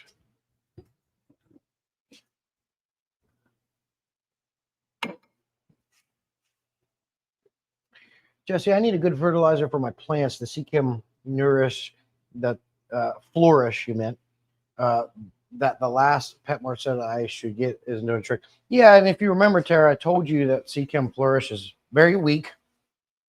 There's a reason why they give you multiple bottles, because it's very customizable. It will work for you, but you're going to have to get every bottle of that Seachem Flourish line. You're going to have to get the Flourish, the Iron, all those other ones. Where I told you to just get the Aquarium Co-op Easy Green and try that, because the Easy Green gives you all the macros and micros that you can put in one pump. It's one bottle, one pump per 10 gallons of water, and you're good to go. Now, I have used Flourish, I have used API, I have used Thrive, I have used Easy Green, and by far the two best liquid fertilizers that I have seen actually make a difference is Thrive and Easy Green. Thrive is a little bit more concentrated. It's a little stronger than Easy Green. It's basically the same product. Corey just slapped his label on it and changed the recipe a little bit. Thrive is the original maker of that product. Easy Green is the same thing. But you could try the Easy Green and it'll help you out, and it's easier to do. You would have to literally figure your water out and do all these things to use the Flourish line, because it's real customizable, but it's weak.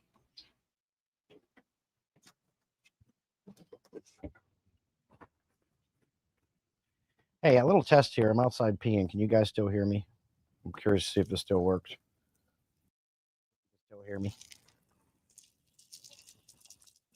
Yeah, I'm currently outside peeing in the grass. Let me know if you can hear me.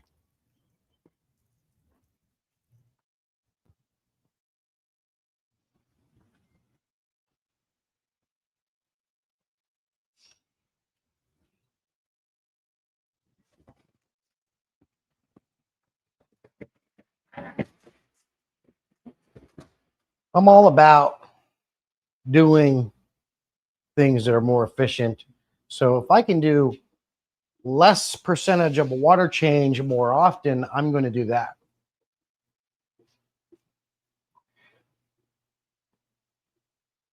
Cecil says Easy Green did nothing for him.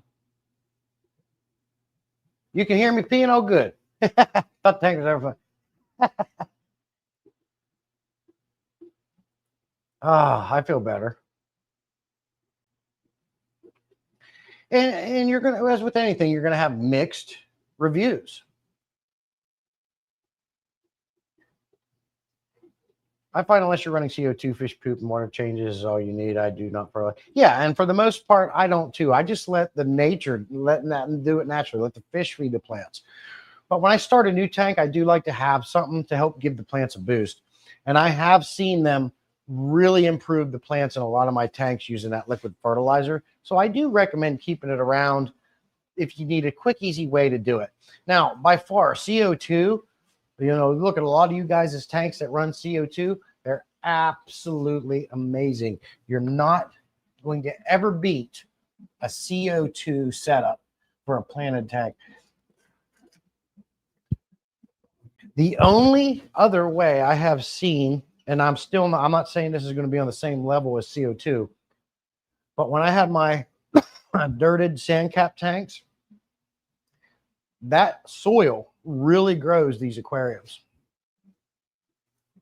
busting out of the top, and it's a lot cheaper than running CO2.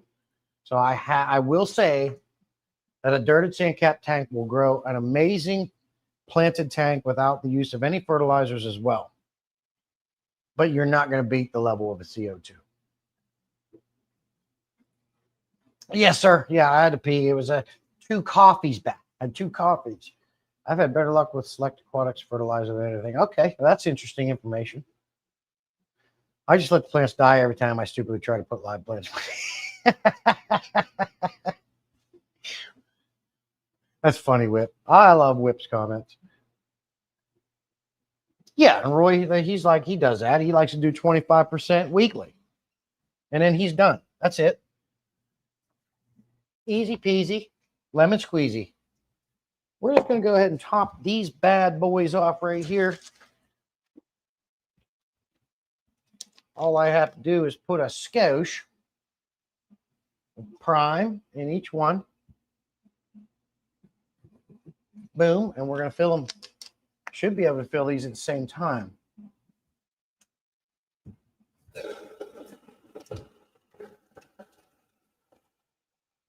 Oops, I'm on that 3-legged stool. Oh, I'm going to die. Yep, I'm simultaneously filling these 20-gallon longs.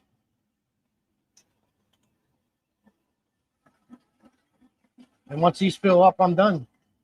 And it could have went even faster, but I was on the live stream talking with you guys, so you get a little distracted, but really enjoy doing it. Gives me someone to talk to while I'm doing it.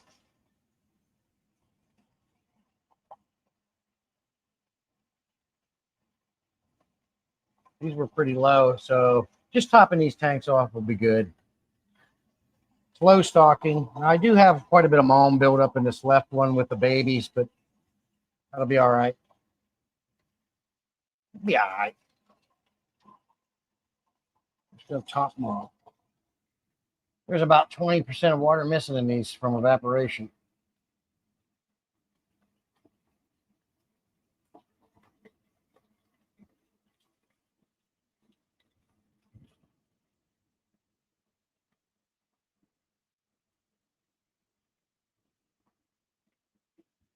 Pot those all around, baby.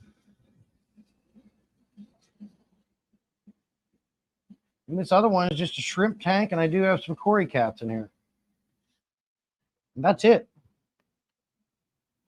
We have done water changes in all 12 aquariums. Shut the main off. Do I have an aquarium I can add a little bit more water to drain the line? That's another thing I like to do when I'm done. I like to drain off what's left in the pipes.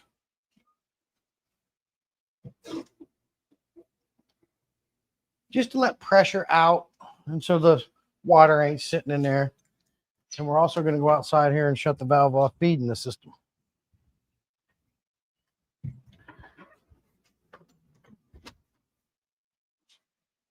I'll open a couple of them up. Get them all emptied out.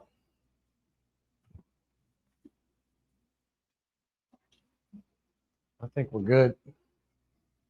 That one's still draining. A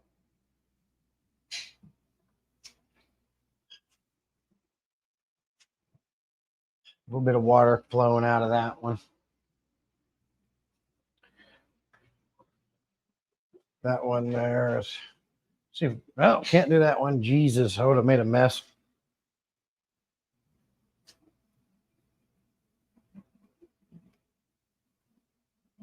We're all good. So much quieter in the fish room now. Okay. Everybody's happy. So what do you guys think of the 375? I'm going to go ahead and wrap this pump up. Yeah, as you guys have most likely heard me say more than once, I am not an aquascaper. I keep fish. I don't keep tanks.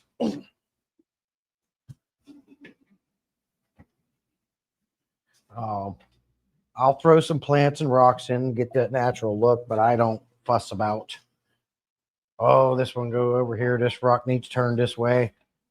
I kind of go by nature. I just throw the crap in there anywhere, and wherever it lands, it lands. And as in nature, let's face it, nature don't care where things are at. It just puts it there. My focus is the fish. I do want the tanks to look semi-nice, but I am not an aquascaper.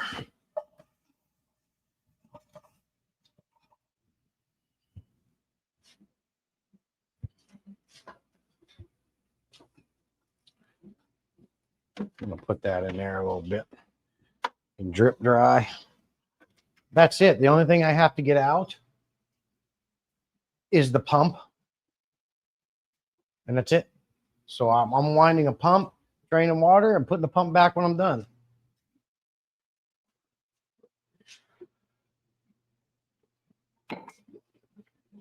Hey, 3G. Appreciate you coming in, buddy. Hope you're well.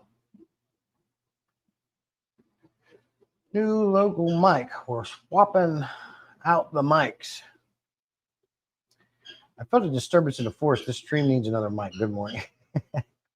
Appreciate you coming in, Austin. Are we talking about draining what's left in the system after a water change or after paint? Both. We do both here, John.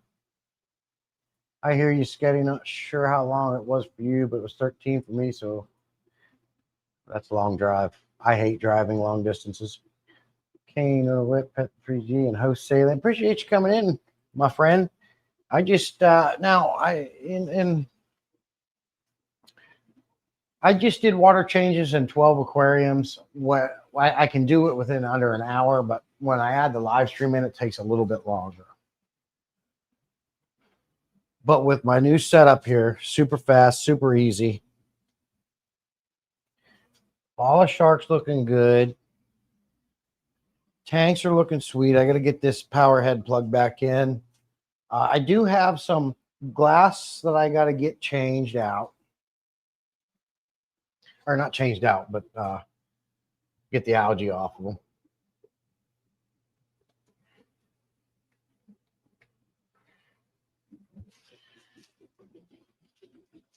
Once I get the algae off of those, I've got some pre-filters to clean. And of course, the dang hang on the backs need maintenance. They always do. The only one that's slanging and banging is this one over here and this one over here. And that's because this one has the Aquarium Co-op large sponge filter on it, pre-filter, and I don't have any on that one. I have holes drilled in the stem to put a pre-filter on, but they're running. They're running. They're filtering. And I don't have to mess with it. So I don't want to. I don't like hanging the back filters. If you ever wanted to move more towards the aquascaping life, just use the same strategy of throwing it in there and just use 10 times more hardscape stuff. Makes sense, Temperate. Yeah, I know what you mean, because it gives you that natural look, but you know, you're adding a little bit more on top of that. So, but with the 375 here, I wanted to make sure I wanted a big monster tank for a long time, and I finally got one. The first one was a flop. You guys know about that. And I did want to have some driftwood, some small rocks. I do have 2 big terracotta pots in there, as you've seen. The blood parrots absolutely love those, so I had to bring those over for them. But I wanted to keep it open and as spacious as possible for large fish, because I want the fish more than I want decor. But you still need to have the decor so it looks nice. And it gives the fish something to discover and swim through. It's important to have decor, not just for looks, but it's for the fish too. They need something to do, to check out, to discover, to explore. That's why some people recommend changing up your decor every once in a while so they have something to explore again. And I will do that at times where I'll move things around. It's good for them. It's good for their health. Sand, they love digging in sand. I believe sand is not only more important because it is a superior substrate to gravel because it holds way more beneficial bacteria, but most fish interact with sand and love digging in it, burrowing in it. Some fish have to have sand. When you have gravel, that has a whole cool extra look to an aquarium. If you're looking for that river or biotopy look or whatever, and gravel is cool too. It really makes aquariums look nice. But I do feel that they don't add as much to the aquarium as far as performance and value to an aquarium as sand does. Of course, these fish have removed the heaters from the holders. I got to fix that.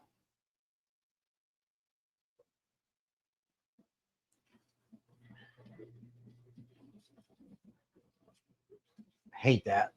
I do have one of those heaters that are plastic. I think it's from Eheim or something. Because of course, you don't want them playing with these heaters and they break and they bang them around. So I do have it's up there. I might have to bust that one out because I think it's the Pleco knocking these heaters out of the holders. My big Oscars would take them out when I had heaters in there, but I'm pretty sure the Oscar is the culprit here.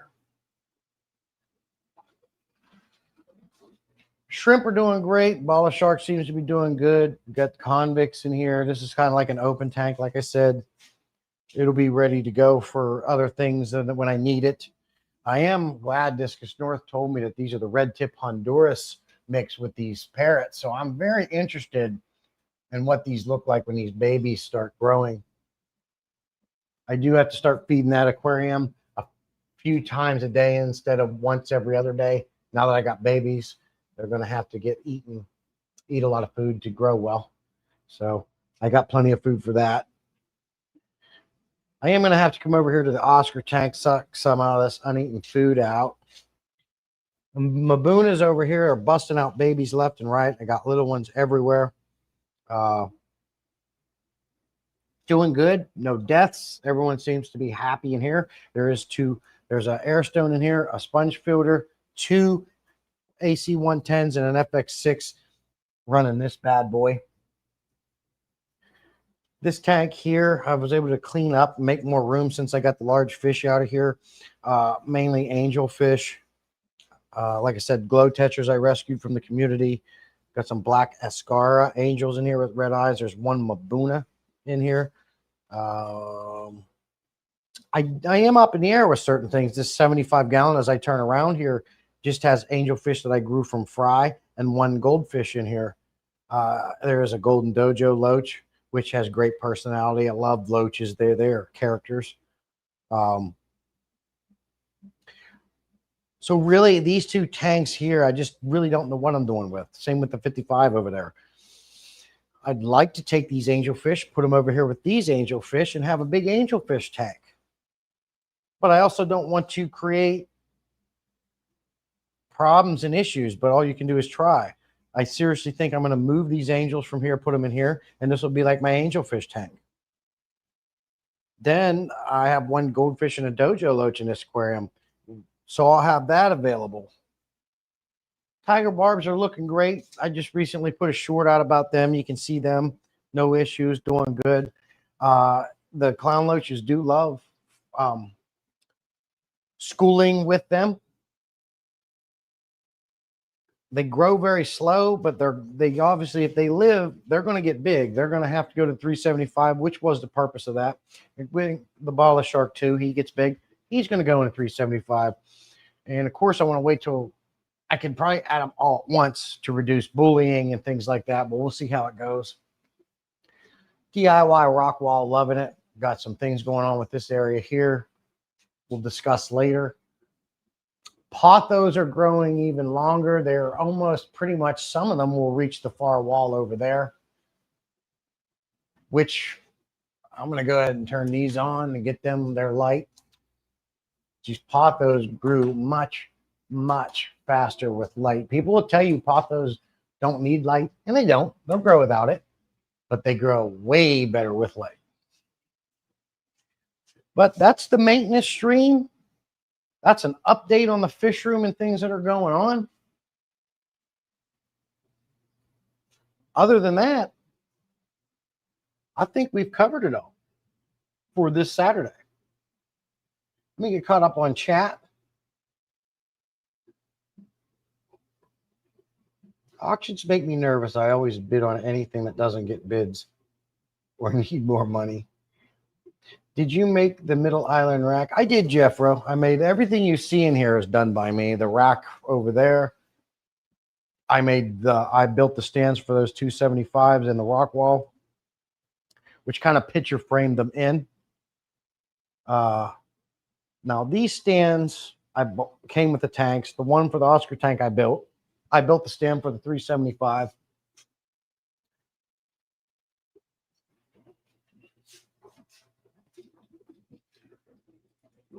Okay, so you were out even before me. I think we left around 9:30. All lies, all lies. Gravel was far superior. In fact, it's the only true substrate. All the rest are pretenders. Whips being an instigator. Yeah, he does love sand, Dennis. He loves sand. He's lying. I'm actually honored because he actually set up a sanded tank in honor of me. He did that for me, and he's doing it, and I know he's loving it. He's just lying if he says anything else. I put a couple terracotta strawberry pots upside down in my 300-gallon tub. The big dojo loves them. Those might work in a large tank. Oh, which, by the way, the first day when I put these clown loaches in there, there was a smaller It wasn't smaller. It was probably like that big around. It had the hole at the bottom. Well, he went in there in that bottom hole and he got stuck. The wife and I had to literally pull him out, put him in a bucket of water, and I had to take a hammer and a flathead screwdriver and bust the pot apart so he could get out. He had a small mark, added some Seachem stress guard to the tank. It's healed up. He's doing good, even from all that stress. And I had my Golden Dojo Loach get his head stuck in a smaller pot years ago when it was in there. Loaches are something else.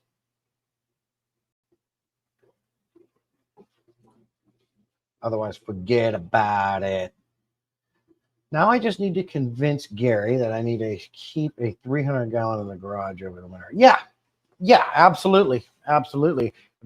The glass 3 I had was a 300. Unfortunately, you guys know the deal with that. Didn't work out. Got this 375. I'm really liking it.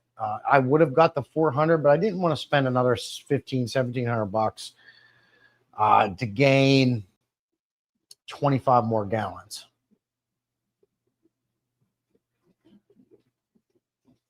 Bigger the better. In my case, I would love to have a massive 1,000-gallon aquarium in the middle of this thing.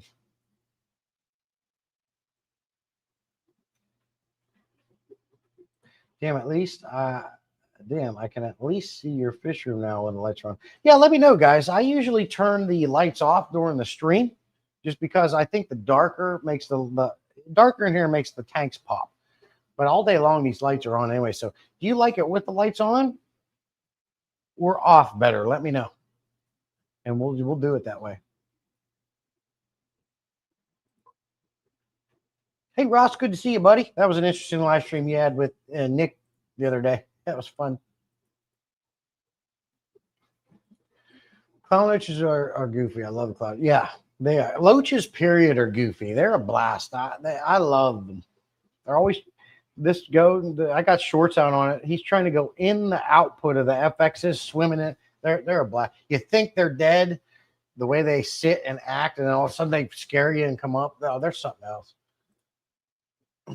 Oh yeah, Mel. Yeah, we're still going. I went longer today. I knew it was going to take a little longer doing a mainstream, but not that long. The tanks are done. Apart from I need to, do some pre-filters, some hang in the back work, because hang in the backs are like little kids. They always need their hands held. That's why I'm converting over to the adult canister filters where they can go a year without needing clean. And then I load the seals and they keep going and they filter more. They filter better. They filter more efficiently. And they're not hanging on the top of your aquarium looking ugly. Yeah, that's all I have to say about that. I plugged the pot so the fish couldn't get stuck. Okay, so you had that too.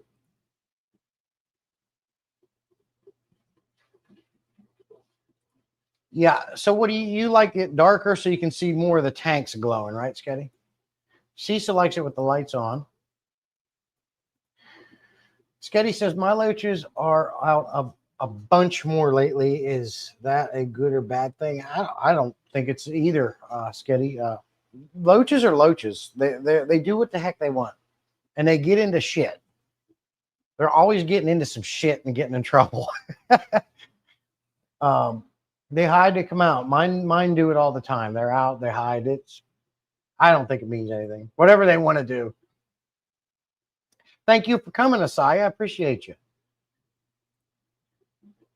Bob Bravo says, besides pothos, what other plants do you have growing out of your tanks? Bob, I've got many different kinds of pothos. I've got, thanks to Branton, I got a Monstera that's doing real good. The roots are banging. It's in that ball of shark tank. I've got peace lilies. There's a peace lily there. I think I only have 2 peace lilies. Monstera and many different versions of pothos right now, and that's all I have. I have tried spider plants. They didn't work out real well, but I want to try some spider plants, and I want to get into some other terrestrial plants that work as well. Because I really want to turn this into a zen zone, a jungle. And these pothos are already starting to fulfill that dream of turning this into a nature wonderland. I want to get some plants I can set in a big pot with kind of like Rico Stan has, a big ferns or something. You have philodendron and mint. Philodendron and mint. Very nice.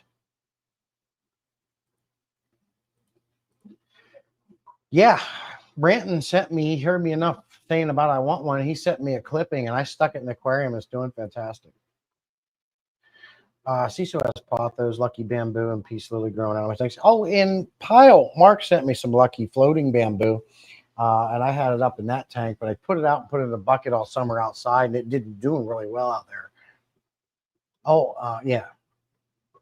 But we are at the bottom of the chat. I certainly appreciate you guys hanging out with me so long. I always have fun, but I'm going to jump off of here. My throat's dry, and I'm going to get the water shut off. And we'll see you next Saturday. I'm trying to put more video out. I haven't been putting a lot of videos out lately. But I've been so busy with the house. We're remodeling the bathrooms and got a lot going on with contractors and working myself and all these kinds of things. So the bathrooms are done. They're looking amazing. They're looking great, way better than what we had. But I got to do some other things, and we'll be working on some videos. So thank you guys a lot. You guys take care. You have a great weekend. Be safe. And Jeff, I saw you say something about that barbecue that you're putting together. Go ahead and mail me some of that too. But hey, Beto, good to see you, buddy. We're just jumping off. Appreciate you. But we'll see you guys out in the field. Check you guys later.